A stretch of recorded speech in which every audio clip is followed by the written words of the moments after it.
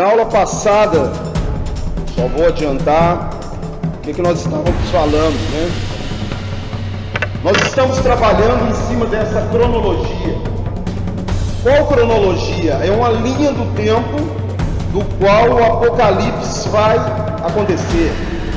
Então nós temos ali um prelúdio, temos os 3 anos e meio de falsa paz, a grande tribulação. Depois nós temos um período em que o sol e a lua vão se escurecer e as estrelas cairão do firmamento. Isso está em Mateus 24, 29 e 30. Depois Jesus aparece. Depois ele envia os seus anjos para arrebatar a sua igreja. Isso Mateus 24 está dizendo. Mas a igreja acabou de ser arrebatada. Ainda ficou pessoas aqui na terra e um povo que Deus tem uma aliança com ele. Esse povo, Deus tem promessas para eles, e uma das promessas é reinar com eles na terra durante 1000 anos. Então o milênio, ele acontece ao mesmo tempo na terra e no céu. O seu chamado, é para reinar no céu. E o chamado para o povo de Israel é reinar com Jesus na terra. A Bíblia diz isso, que nós reinaremos sobre a terra. Abre aí Apocalipse capítulo 9, ou capítulo 5.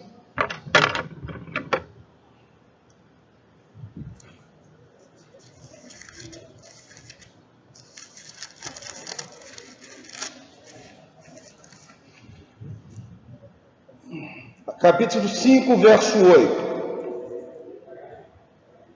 E quando tomou o livro, os 4 seres viventes e os 24 anciãos prostraram-se diante do Cordeiro, tendo cada um uma taça, tendo cada um deles uma harpa, e taças cheias de ouros, que são incenso, que são as orações dos santos. E entoavam um novo cântico, dizendo: digno és de tomar o livro e de lhe abrir os selos, porque foste morto e com teu sangue compraste para Deus os que procedem de toda tribo, língua e nação, para o nosso Deus o constituísse reino e sacerdote. Presta atenção: e reinarão sobre a terra. Sobre a terra não quer dizer na terra. E quem reina sobre a terra hoje? Efésios, capítulo 6, verso 12, diz que a nossa luta não é contra carne nem sangue, e sim contra os principados, potestades, dominadores desse mundo tenebroso, nas regiões celestes, em Cristo Jesus. Quem é que reina em cima? Principados, potestades e dominadores. Esse lugar vai ser vago. Aonde diz que esse lugar vai ser vago para a gente reinar? No lugar onde os principados reinam, quem vai reinar é a igreja. E aonde diz isso? Que a igreja, que aquele lugar vai ser vago. Abra aí comigo, Apocalipse, se você já está aí, capítulo 12, verso 7.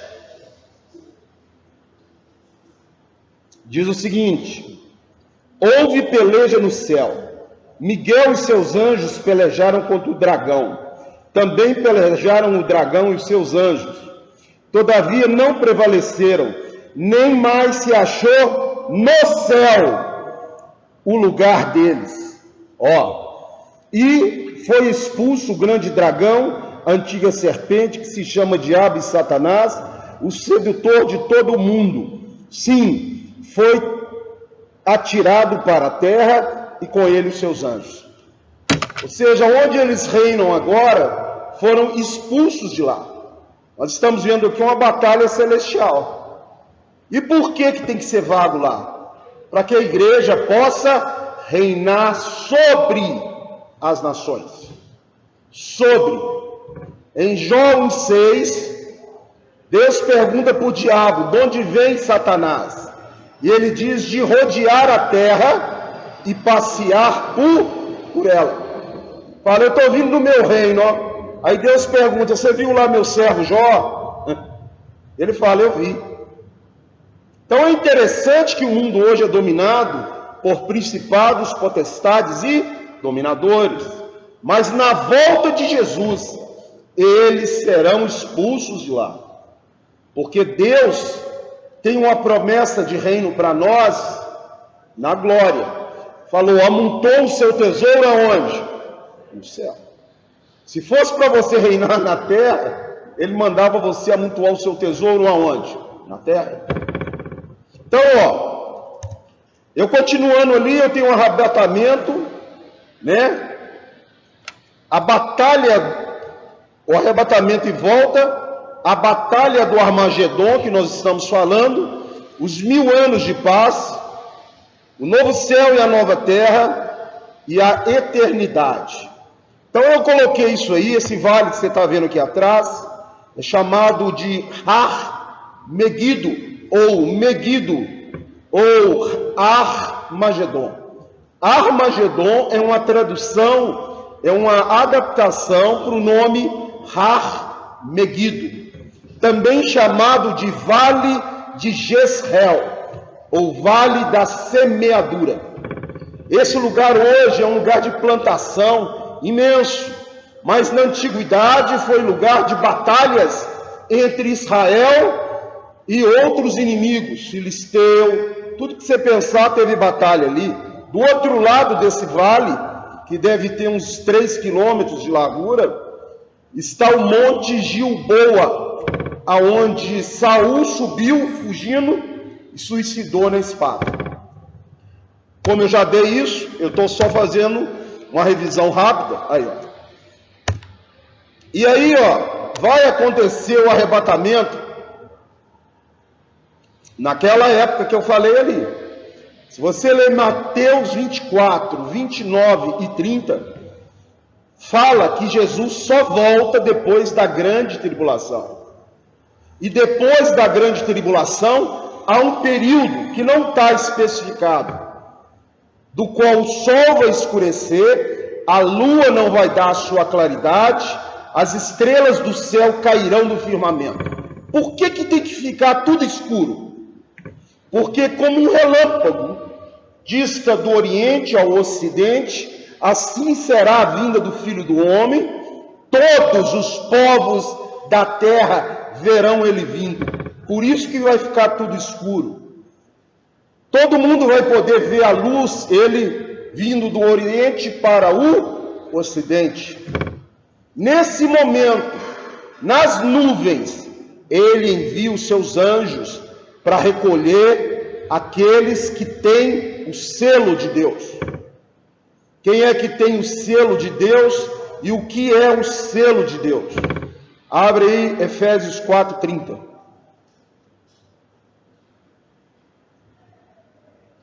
Você tem que ter medo de nada. A única coisa que você tem que temer é se o selo de Deus está sobre você ou não. Efésios, capítulo 4, verso 30.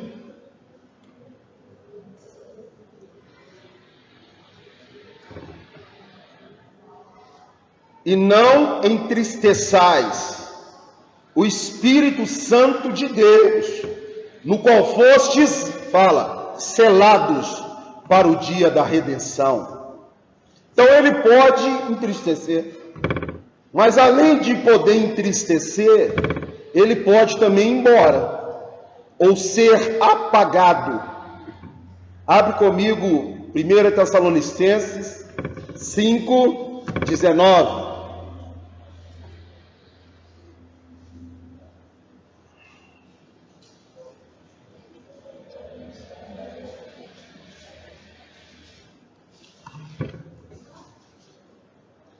E não apagueis, ou não extingais o que? O Espírito. Ah, então tem gente na igreja que está com ele apagado, não está nem sabendo. Como é que eu sei que ele está apagado? Quando você vive na prática do pecado e Deus não fala nada com você. Já foi embora de você. Eu consigo viver na prática do pecado, você não tem mais o Espírito Santo. Porque se você tem, ele vai ficar sempre te chamando de volta pro caminho. Abre aí Romanos 8,14. Essa é a notícia ruim. A notícia boa é que se você chamar ele de volta, ele volta. Amém? É só abandonar a prática do pecado. Pronto. Romanos 8,14. Está rápido ou está dando para levar aí? Vocês já leram Bíblia mais de 5 vezes? Por que eu estou perguntando isso? Não devo estar bom na cabeça, não. Hein? Romanos 8,14. Porque todos que são guiados pelo Espírito de Deus, estes são filhos de Deus. Você é guiado pelo Espírito ou pela carne? O que é ser guiado pelo Espírito? Estou vendo a televisão lá, tem uma cena pornográfica, eu pufo do controle, mudo. Não consigo ver aquilo. Entendeu o que eu estou falando? Não consigo viver na prática da mentira. Não é que eu não tenho pecado, não. Você não consegue viver na prática. Quando você vai para o pecado, aquilo te incomoda muito. Quando você ofende alguém, você fica incomodado para poder pedir perdão para a pessoa. Isso é uma pessoa que está com o Espírito de Deus nela. E se ele estiver cheio do Espírito, já não é ele quem vive, mas é Cristo que vive nele. Aí essa pessoa, ela vai receber dom celestial e vai ser usada tremendamente no corpo de Cristo. Então eu tenho que procurar ser cheio do quê? Do Espírito. E para encher do Espírito, é você não andar na carne. Ah, pastor, não dou conta. Então você precisa ser liberto. Sim. Porque se você andar na carne, a carne é inimizade contra Deus. Aqueles que estão na carne são inimigos de Deus. Misericórdia. Abre em Romanos 8. Ah, eu brigo mesmo. Levo desaforo para casa, não. Se eu fosse você, mudava, hein? Mudava.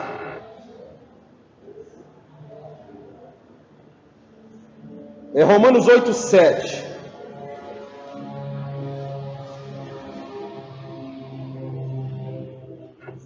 Por isso, o pendor da carne é inimizade contra Deus, pois não está sujeito à lei de Deus, nem mesmo pode estar. Que lei? A lei do Espírito da vida que habita em você. Quando você desobedece, o Espírito, você se transforma em inimigo de quem? Misericórdia, né? Então vem o arrebatamento, a igreja sobe. Só tem um detalhe: a igreja foi enxertada em Israel. Eu já falei várias vezes aqui, Romanos 11, 16. Romanos 11, 8, Deus cega os judeus, para que os gentios sejam salvos, e nos enxerta em Israel. É interessante que tem várias definições para o nome Israel. Na sua Bíblia está aquele que lutou com Deus e prevaleceu. Alguns dizem príncipe de Deus, mas a tradução melhor é aquele que governa com Deus. Então aquele povo foi chamado para governar com Deus, para ser sacerdócio real, nação santa. E você? Você foi enxertado. E você passa a ser também, fala, Israel. Qual é o seu chamado? Governar com quem? Com Deus. Qual é o seu chamado? Ser um embaixador de Cristo. Sabe o que é embaixador? Representar o reino de Deus e o próprio Cristo na terra. E você também, 1 Pedro 2,9, passa a ser raça eleita, sacerdócio real, nação santa. Aí Deus casou com a igreja. E Israel? Israel larga para lá. Deixa quieto. Não. Nesse lugar que você está vendo, é o Monte das Oliveiras, onde Jesus vai colocar os seus pés, no topo do monte. Nesse mesmo topo de monte, no livro de Atos 1:11, ele foi elevado aos céus. E ele falou, os anjos falaram para os discípulos: varões galileus, por que estáis olhando a esse Jesus que está subindo aos céus? Porque, presta atenção, do mesmo modo que ele foi levado, ele vai voltar. Fala para o irmão aí, ele vai voltar, tá? Tá preparadinho aí? Maleta tá pronta aí? Tá mesmo? Hein? Ele vai? E aonde diz sobre a volta dele? Aquela porta que você está vendo, ela está em Ezequiel 43, de 1 a 5. Infelizmente o meu tempo é muito curto, mas você anota esses versículos. Diz que a glória do Senhor vai entrar por aquela porta. E em frente àquela porta vai ter um terceiro templo. Nesse terceiro templo, o anticristo vai estar o quê? Assentado nele. Abre comigo, 2 Tessalonicenses, capítulo 2, verso 3. O anticristo está sentado nesse templo.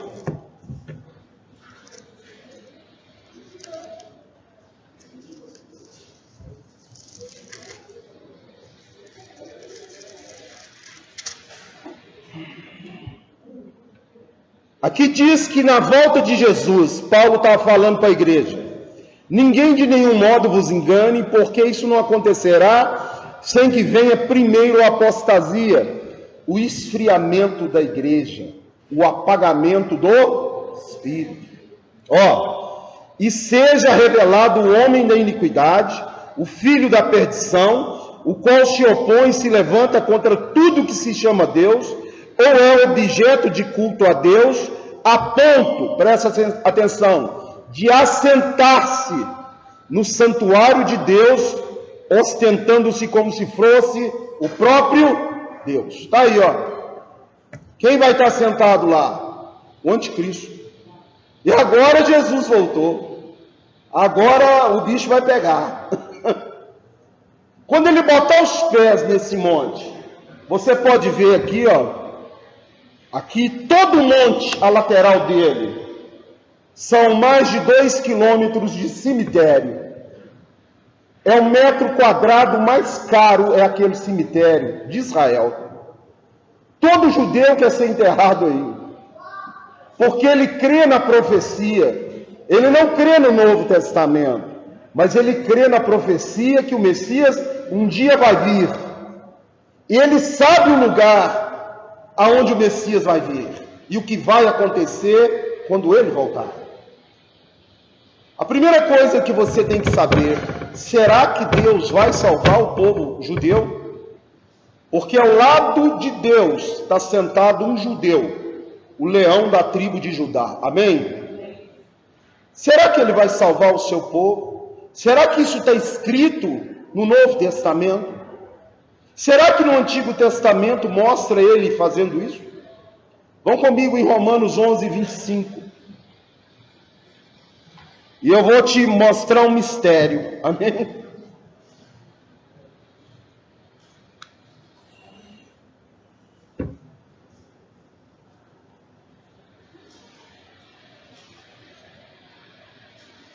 Não quero, irmãos, pois, que ignoreis este mistério, para que não sejais presumidos em vós mesmos, que veio endurecimento a Israel, até que haja entrado, fala, a plenitude dos gentios. Sabe o que é isso?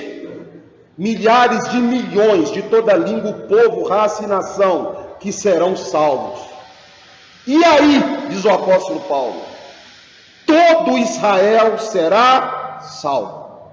Virá de Sião o libertador, e ele aplacará de Jacó as suas impiedades.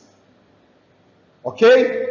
Então eu tenho no Novo Testamento o apóstolo Paulo falando da promessa de Deus para salvar o povo judeu. Entende isso?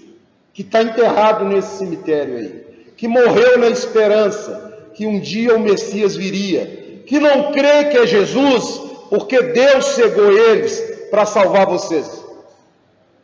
Então não adianta você ficar gastando tempo com o judeu para pregar de Jesus, não.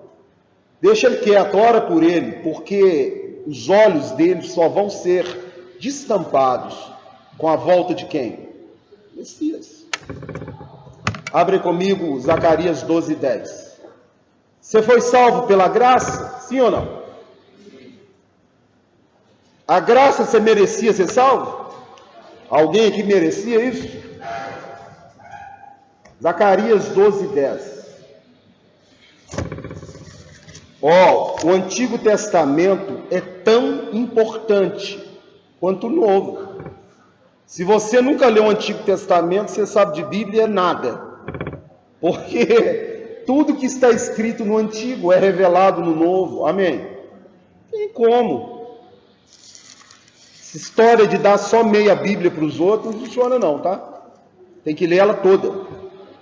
Zacarias 12:10. E sobre a casa de Davi e os habitantes de Jerusalém. Isso aqui é para judeu, ó. Tá claro. Derramarei o espírito de graça. Você foi salvo pela graça? Eles também. E de súplica. E olharão para aquele a quem trespassaram.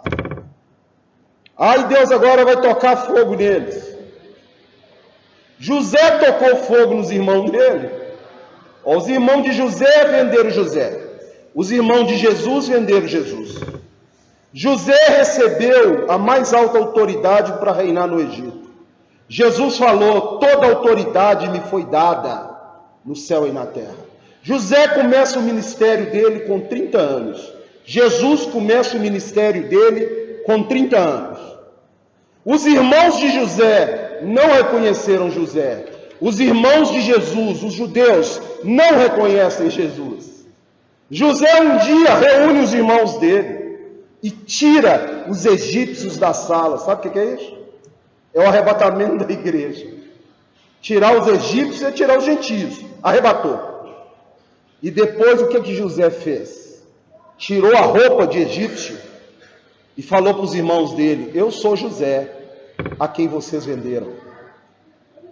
Jesus volta para os judeus como Yeshua e vai falar: eu sou Yeshua, a quem vocês trespassaram. Aí José matou os irmãos dele? Perdoou os irmãos. Falou: aquilo que vocês intentaram para o mal, Deus transformou em bênção. Põe uma coisa na sua cabeça. Se o judeu dissesse o seguinte: crucifica Barrabás e solta Jesus, você sabe para onde você ia, né? Não teria salvação para nós. Então o mal que eles intentaram transformou em bênção para quem? Para nós. Aí você vê no filme e você fica com vontade de matar os caras lá. Pô, que povo, como é que troca Jesus por um bandido daquele? Meu irmão, se eles falassem: ó, nós queremos que você crucifique Barrabás, acabou. Não haveria salvação para ninguém. Ninguém tirou a vida de Jesus, Ele deu por amor a você, amém? Nem judeu, nem capeta, nem inferno tem poder de tirar a vida de quem? Jesus, Ele deu para você ser salvo. Então aí, ó, ele pisa no Monte das Oliveiras. O judeu crê que naquela porta, né, e está certo, está em Ezequiel 43, somente o Messias pode entrar por aquela porta. Ela está fechada de tijolo até a vinda de quem? Do Messias. Você sabe que ele já entrou naquela porta uma vez, né? Ele entrou montado num jumento e foi aclamado rei. Sim? Agora, então, ó, aí vem o teu rei, humilde, montado num jumento, cria de uma jumenta. Mas agora, ele não volta mais como rei humilde, montado num jumento, não. Ele volta agora como rei dos reis, senhor dos senhores, juiz de toda a terra e sumo sacerdote, segundo a ordem de Melquisedeque, ok? Não tem ali, ó, a partir que ele botou os pés na terra, não há mais salvação. Essa salvação que o Espírito entra em você e te guia, porque o Espírito é tirado junto com a igreja, e somente uma raça de pessoas vai ter o Espírito. No Antigo Testamento, quem é que tinha o Espírito, hein? Rei, sacerdote, tá? Profeta, nazireu e quem Deus queria colocar. O Espírito não havia sido derramado sobre toda a carne. Pois na retirada da igreja, volta a ser igual antes. Quem tem o Espírito, quem Deus querer o quê? Quiser colocar nele.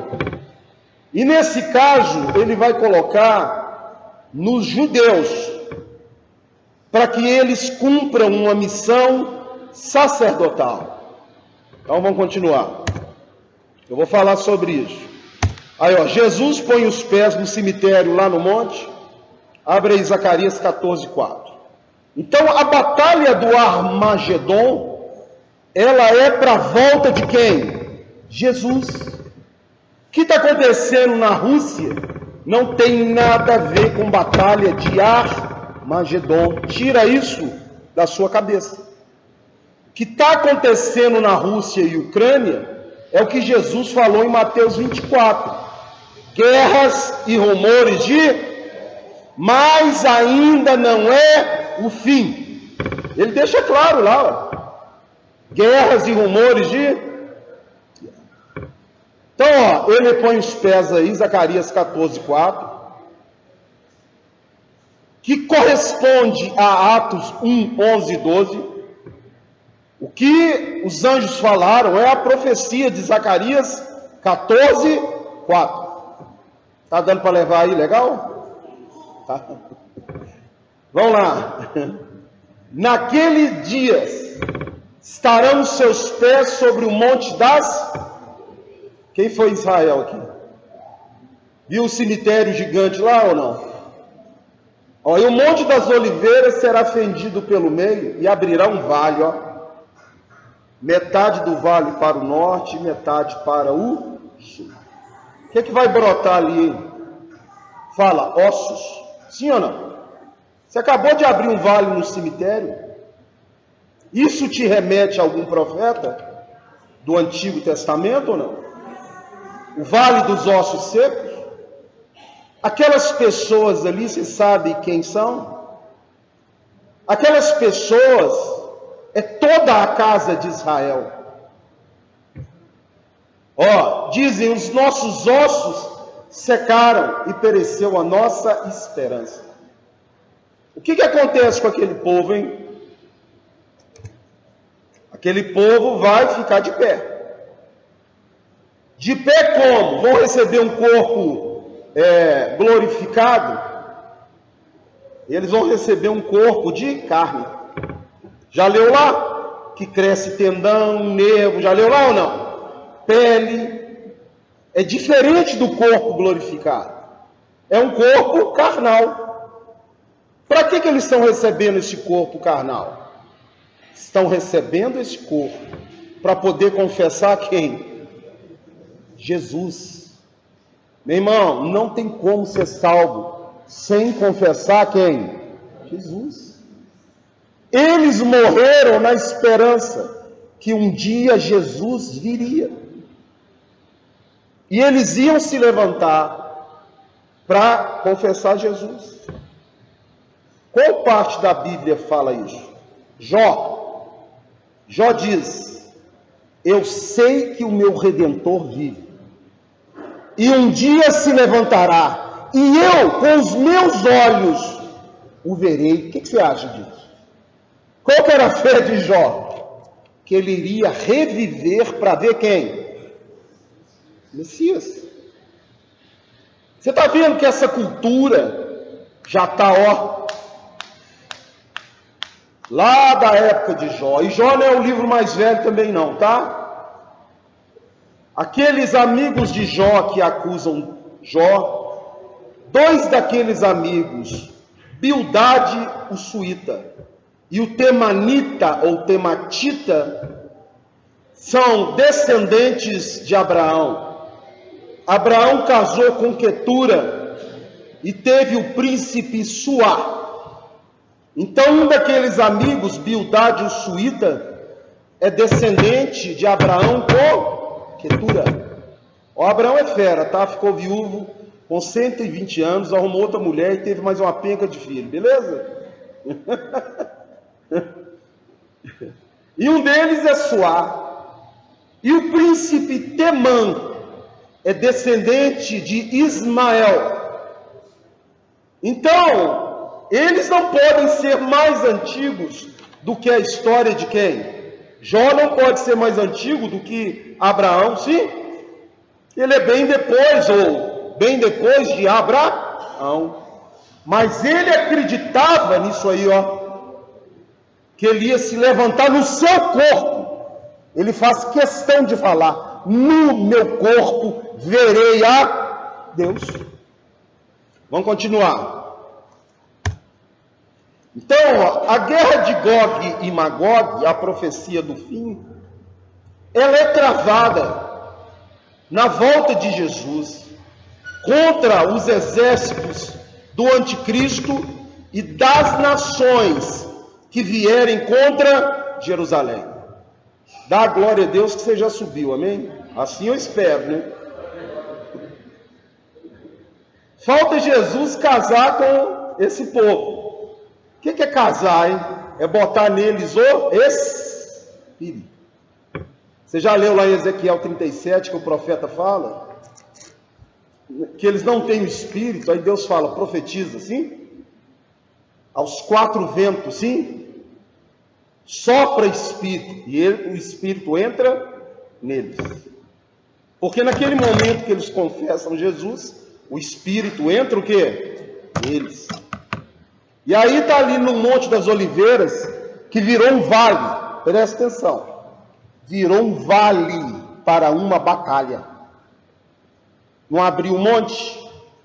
Se você olhar a geografia de Israel, o Har Megido, ou Armagedon, ele vai afunilando e passa em frente à muralha de Jerusalém.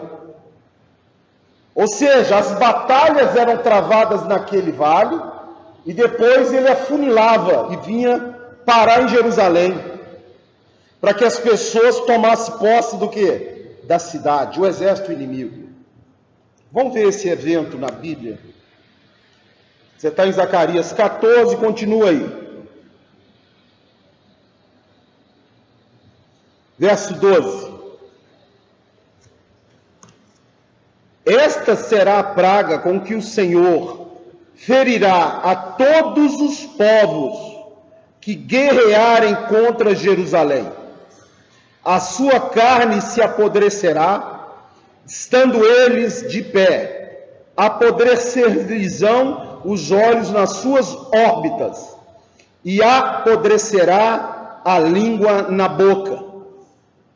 Naquele dia também haverá da parte do Senhor grande confusão entre eles. Cada um agarrará a mão do seu próximo, cada um levantará a mão contra o seu próximo. Quando é que aconteceu isso aqui? Lá no passado, lembra quando Gideão foi lutar com o povo lá? Que eles mesmos mataram eles mesmos? Sim ou não? Quando quebrou os jarros lá, o povo começou a atacar eles mesmos. Então Deus está falando que isso vai se repetir. Vai dar um espírito de confusão neles. Mas um bocado desse exército vai virar carniça em pé. Você já pensou? Já pensou o cara estar em pé e virar carniça, cair podre no chão? com os olhos apodrecidos e a língua na boca. Então eu tenho que ter esse evento em Apocalipse. Essa batalha tem que estar narrada em Apocalipse. Isso está narrado em Apocalipse. Quando um lugar fica cheio de carniça, o que você espera chegar naquele lugar, hein? Fala, urubu. Sim ou não? Vamos ver algo interessante aqui. Abre aí Apocalipse 19.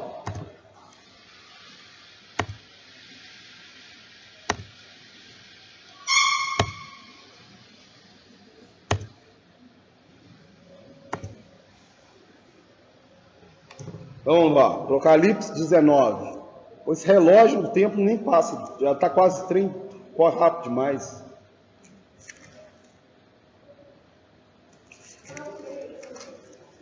Apocalipse 19. Apocalipse 19 fala da volta de Jesus. Eu vou falar do capítulo 11 até o versículo 11 até o versículo 21. Eu não vou ler tudo não, tá? Você lê depois em casa. Fala assim, verso 16. Tem no seu manto e na sua coxa um nome escrito: Rei dos reis e Senhor dos senhores.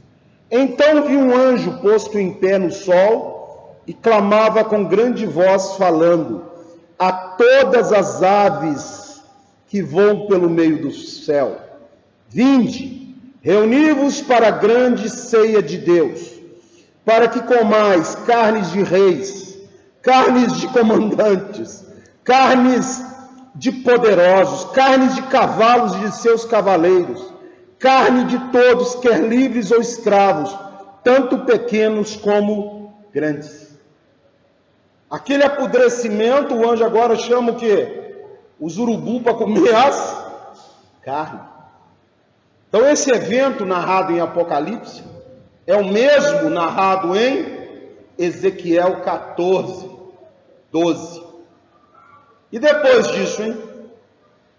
Então primeiro, vamos ver quem é Gog e Magog.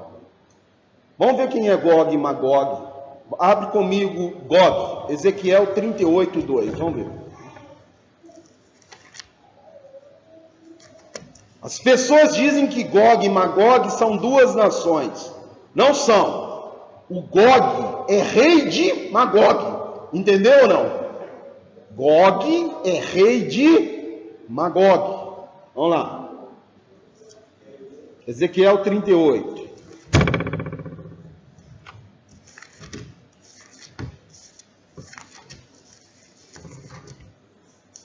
Ezequiel 38, 2. Filho do homem, volve o seu rosto contra Gog da terra de Magog, príncipe de Ros, de Meseque e Tubal, profetiza contra ele. Então esse cara, Gog, ele é príncipe de Magog, Meseque e Tubal, tá? Ele é o príncipe desse lugar. Lê para mim o verso 21.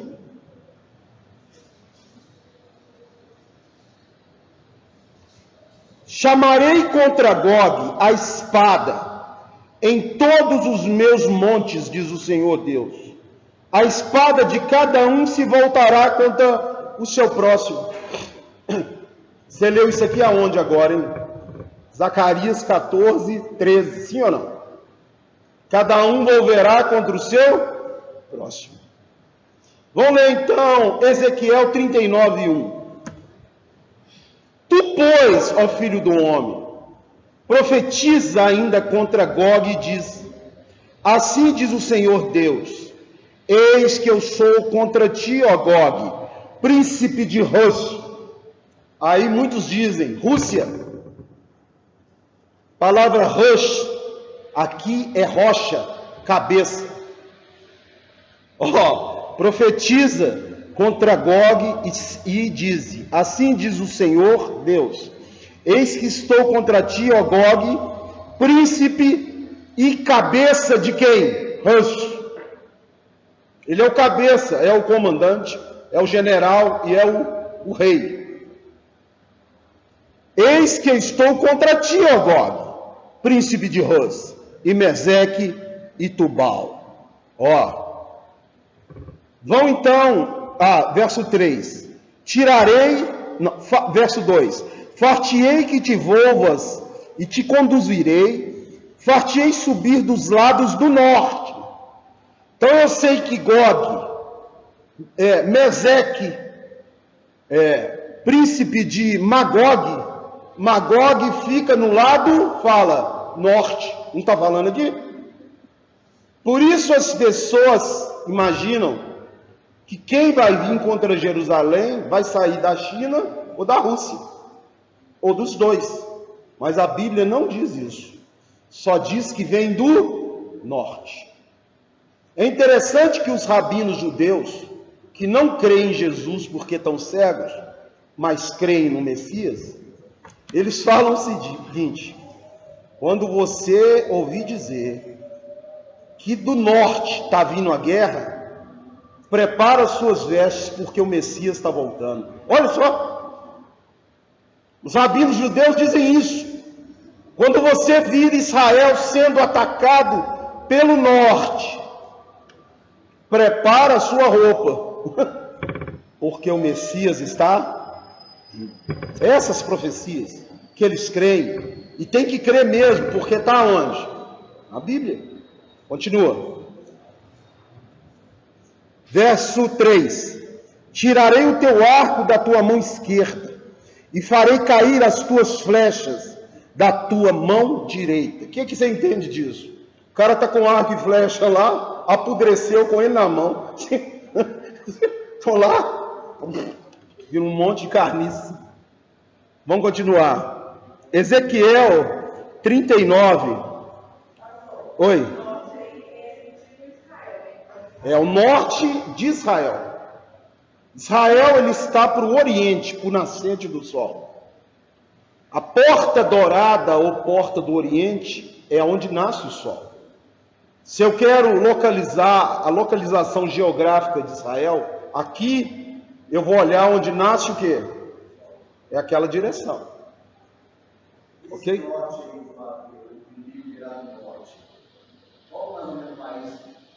Não, o que tem no norte lá, você tem um monte de país. Eu estou falando dos mais fortes. Quais são? Rússia e China, sim? São os mais fortes do norte.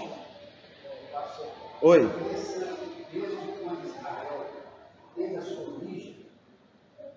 O próprio Davi, quando construiu a cidade, ele já foi construída com essa estratégia, porque os grandes inimigos vinham do norte. Todo mundo vinha do norte, certo? Falou certo.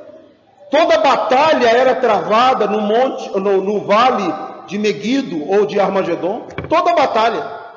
Lê a história de Saul. Ele está lutando contra os filisteus no vale de Armagedon. Ele começa a perder a guerra e em volta do vale tem montanha. Ele sobe um monte de Gilboa para fugir de quem? Dos filisteus. Esse vale que você falou é o vale do Egito. É Meguido, Meguido ou Armagedon ou Jezreel, é a mesma coisa. Tudo a mesma coisa. Vamos continuar então. Ezequiel 39, 1, já leio, né? 17 a 20, vamos lá.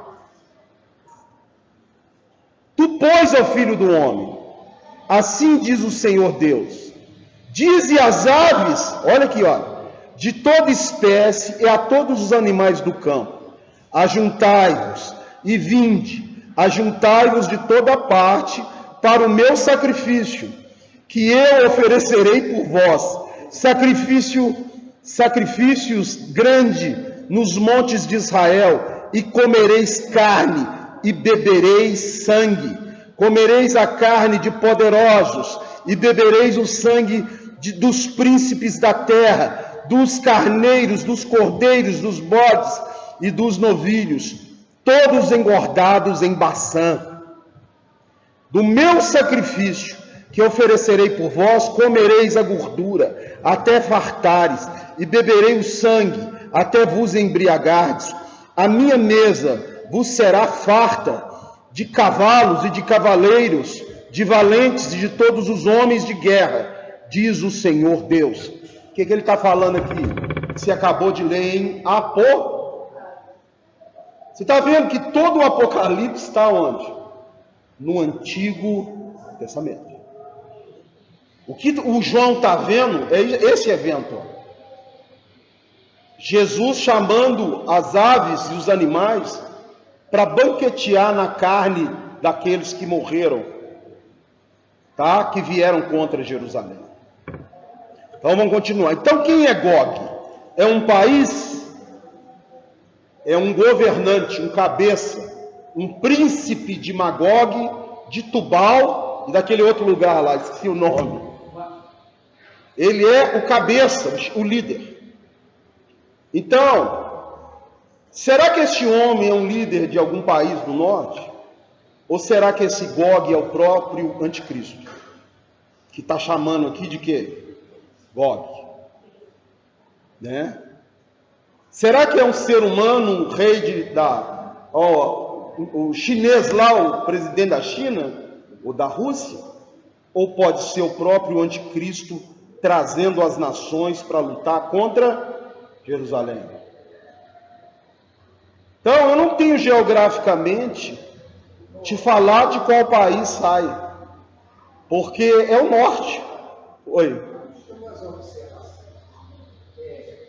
Para esse anticristo, esse Cristo, esse conseguir ganhar o judeu, provavelmente, na lógica de Deus, tem que ser judeu, porque aí sim, diz que ele nasceu. Não, ele é judeu da tribo de Judá e da descendência de Davi, que senão um judeu não se entra lá, não. Então, esse é um judeu. O primeiro judeu, presta atenção, primeiro líder mundial que tem descendência judaica, que trouxer paz entre Israel e o Islã, é o anticristo. Pode ficar de olho. Ó. Não existe paz na terra sem ele conseguir trazer paz entre judeu e Islã. Não existe paz na terra. Então ele vai ser aclamado Messias por isso. Vai monitorar o mundo inteiro. Vai trazer paz, tira a moeda de circulação.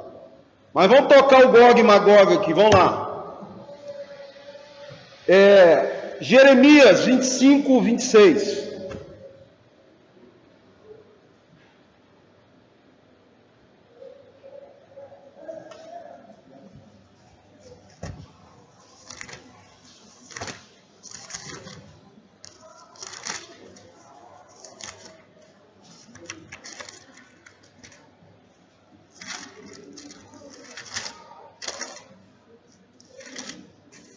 Jeremias 25, 26.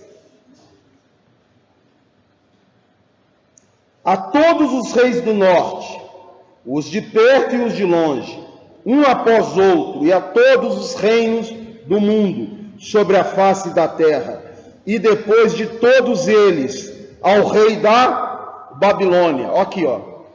Então, a Babilônia também desceu contra Israel. Eu estou te falando que aquele lugar já era um lugar de batalha tradicional. Amém? O vale. Vamos continuar então. Então, ó, o exército do anticristo. Esta é a praga que eu já li lá, com que o Senhor castigará todas as nações que lutarem contra Jerusalém. Isso está sendo falado em Ezequiel, em Apocalipse. Amém? E em Zacarias 14, 12. Ó, 3 referências do mesmo evento. Lembrando que cada profeta desse é de uma data diferente, tá? João é do ano 90 depois de Cristo. Zacarias, ele é um profeta do exílio, eu acho, se eu não me engano. É do ano 500 e poucos antes de Cristo. Ezequiel também. Mas um não quer dizer que seja contemporâneo do outro. Eu não sei se eles são contemporâneos. Mas, de qualquer forma, um não conhecia aquilo que Deus estava falando para o outro, né? Então, isso é impressionante. Você vê principalmente falando. Então, o Messias entra no templo. Quem está sentado lá dentro? O anticristo. Eu não acabei de ler que ele vai assentar lá, sim ou não? Por que o diabo quer sentar lá? Porque o desejo dele é ser como Deus. E como Deus enviou Jesus, ele quer que o filho dele sente lá. Em 2 Tessalonicenses 2, 3 e 4, chama ele de filho da iniquidade. Filho da... Ou seja, quem que é o filho da iniquidade? Filho do diabo. Vou falar.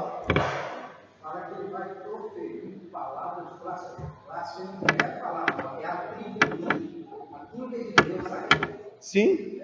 E vai botar a imagem do Deus dele lá dentro. Como fez Antíoco Epifânio IV, no ano 180 a.C. Por isso Jesus chama o anticristo de abominável da desolação, como disse o profeta Daniel. Então, ó, o que vai acontecer? Aí, ó, Jesus vai destruir ele com o sopro da sua boca e pela manifestação da sua vida. Aí você está achando que Jesus vai chegar lá e... A palavra sopro é ruach, é espírito. A manifestação de Jesus através do Espírito Santo mata o cara, destrói ele. Quem profetizou isso? Isaías, no ano 748 a.C., e o apóstolo Paulo, na igreja de Tessalonicenses. Abre comigo Isaías capítulo 11, verso 4.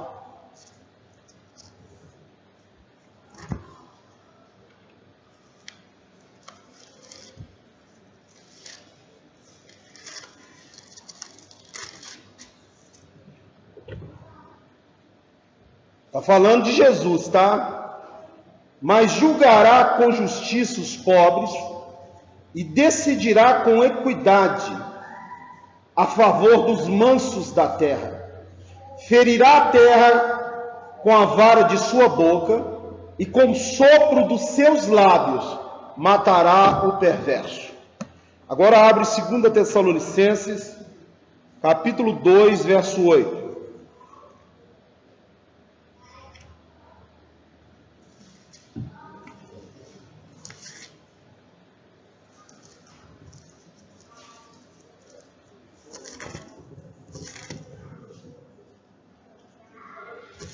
Segunda Tessalonicenses, capítulo 2, verso 8.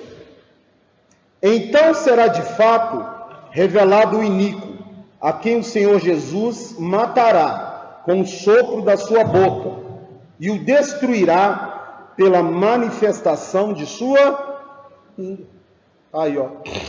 É uma repetição da mesma profecia. Então, ó, vamos continuar. Ó. Diz-lhes, pois, assim diz o Senhor Deus: eis que tomarei os filhos de Israel de entre as nações, para onde eles foram, e os congregarei de todas as partes, e os levarei para a sua própria terra. Farei deles uma só nação na terra, nos montes de Israel, e um só rei será rei de todos eles. Nunca mais serão duas nações. Nunca mais para o futuro se dividirão em dois reinos. Nunca mais se contaminarão com seus ídolos, nem com as suas abominações, nem com qualquer das suas transgressões. Livrá-lo-eis de todas as suas apostasias em que pecaram, e os purificarei. Assim eles serão o meu povo, e eu serei o seu Deus. O meu servo Davi reinará sobre eles. E aí? Davi já havia morrido há 200 anos. E aí? Você sabe quem é esse Davi aqui? Jesus, filho de... É o descendente de Davi. Essa profecia está se cumprindo debaixo dos nossos olhos.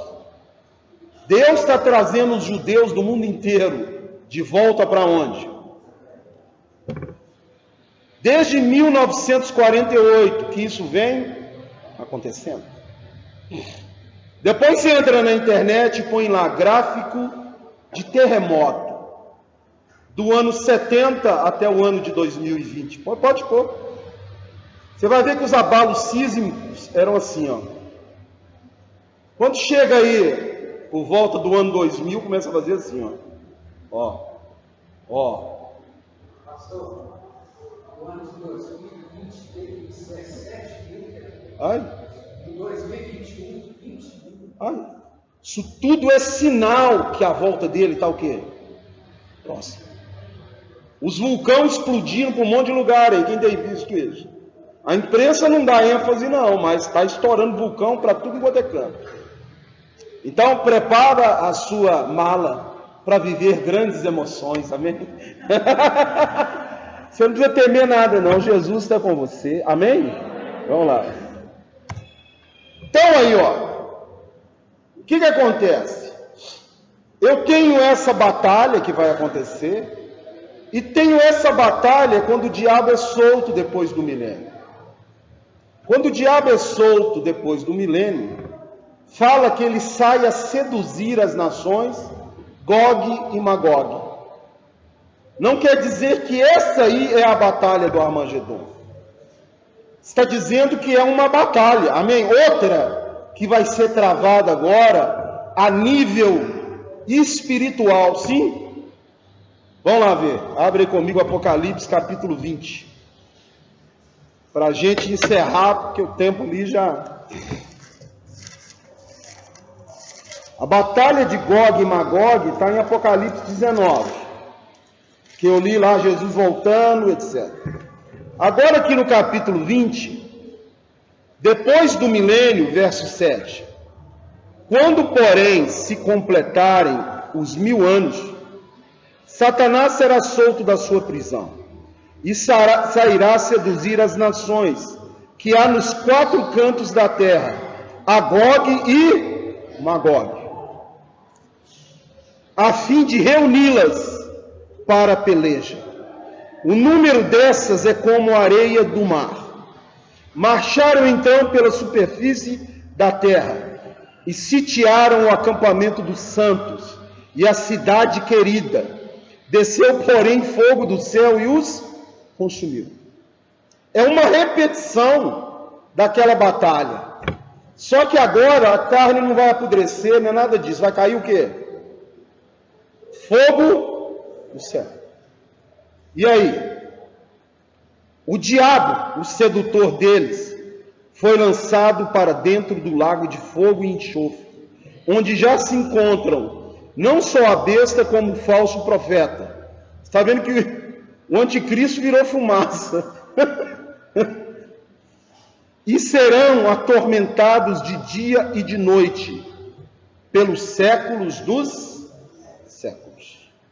Então não preocupa com a guerra da Rússia ainda. O mundo vai ter que entrar em colapso total, para que apareça o falso Cristo, para trazer paz no mundo. Quando ele trouxer paz no caos, ele vai ser eleito pelos judeus o quê? Messias. Porque só o Messias consegue trazer paz no mundo. Ah, Jesus não é o Messias. É. Ele te deu uma paz que o mundo não pode te dar. Ele te dá paz na doença, ele te dá paz na saúde, ele te dá paz com dinheiro, ele te dá paz sem dinheiro, ele te dá paz na luta, ele te dá paz na bonança. Ele dá uma paz que o mundo não pode, nem o dinheiro, nem os seus diplomas te dar. Ele disse: deixo-vos a minha paz vos dou, não a dor como dá o mundo. E a maior paz que ele te deu é a certeza da vida eterna. Amém? Ninguém aqui morre, passa. O que vai acontecer? Passa da morte para a... Vamos colocar de pé, que meu tempo foi.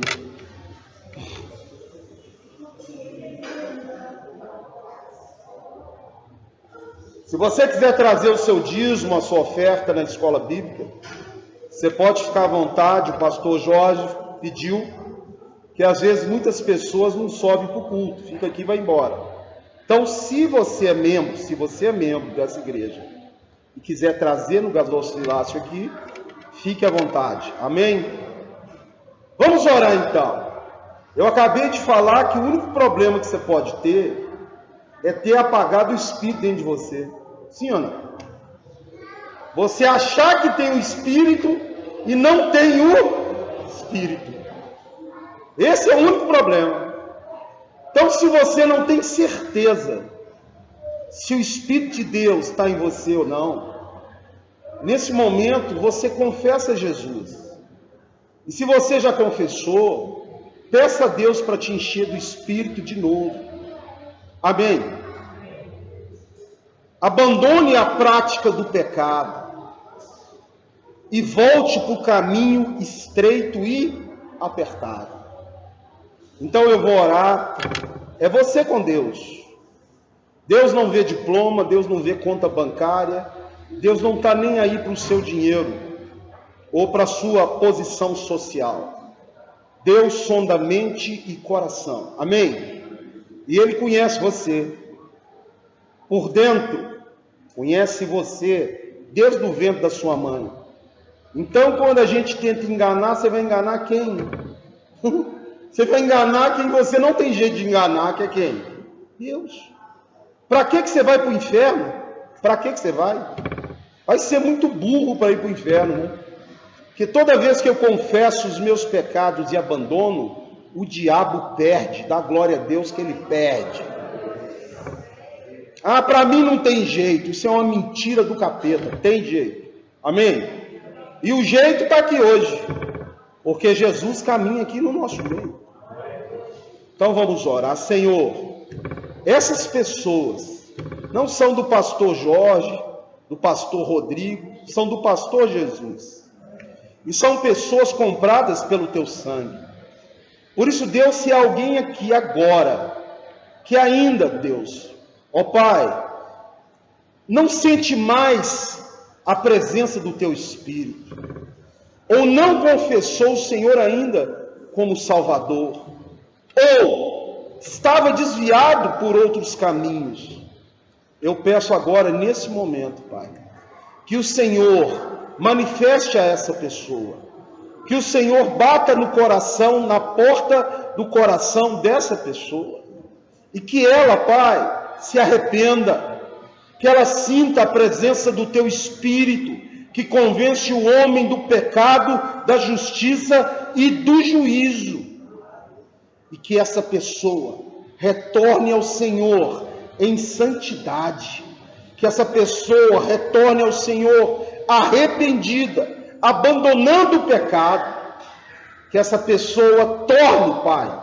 ao Senhor, como aquele cego mendigo Bartimeu, que um dia teve uma família, Bartimeu, filho de Timeu, aquele cego mendigo, pediu para Jesus: Senhor, que eu torne a ver, que se há algum aqui, Pai, cego pelo diabo, que como aquele cego Bartimeu, o Senhor faça ele tornar a ver que o reino de Deus não é desse mundo, que nós não somos desse mundo, nós pertencemos ao céu, somos cidadãos do céu, e que o nosso projeto é levar vidas a conhecer o único e verdadeiro caminho. Enche eles do teu Espírito, distribui os teus dons aqui nesse meio, Pai. Guarda eles e os seus familiares, os livra do mal, abençoa e guarda cada um aqui, Deus, no nome de Jesus. Amém? Vai na paz, glória a Deus. Meu abraço, vem cá. Ô, gente, cadê? Vem cá, ó. Ó, pastor, dá um abraço. Passou demais essa mulher. Menininha de Jesus. Ela mãe, deixa eu dar um abraço daqui a pouco. Mãe, dá não tem negócio dele. Olha, não tem nada lá. Eu sou doido com ela. Ela ouve isso. Ela levanta assim, mãe, hoje nós vamos lá na igreja do pastor Rodrigo. Bênção Vamos dar a tomada aqui, pessoal. Paz. Aqui é do projetor, né? Projetor. Pastor Chico demais agora. Por que eu vou filmar? Eu estou filmando aquele programa aqui. Você tá bom, Marcão? Bênção. Tá bênção. Deus abençoe você. Tá, obrigado. Obrigado. Você está bem? Tudo bem? Tudo jóia? O Eterno